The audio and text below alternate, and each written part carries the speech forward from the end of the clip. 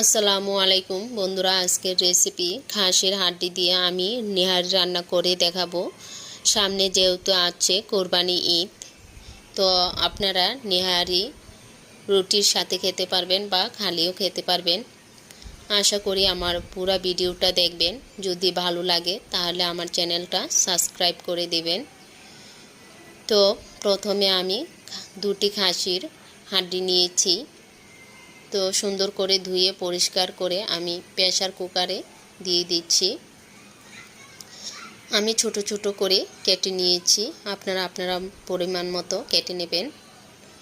আমি 1 কাপ পরিমাণ পেঁয়াজ কুচি, 10-15টা কাঁচামরিচ ছোট করে কেটে নিয়েছি, 1 চা চামচ লবণ, 1 চা চামচ হলুদের গুঁড়া, 1 চা চামচ জিরার গুঁড়া, 1 চা চামচ গরম মশলার গুঁড়া, 1 চা চামচ আদা, 1 চা চামচ রসুন, 1 চা চামচ মরিচের গুঁড়া। পরিমাণ মতো পানি দিয়ে ঢাকনাটা লাগিয়ে চুলায় বসিয়ে দিলাম। 4টি সিটি এনেছি।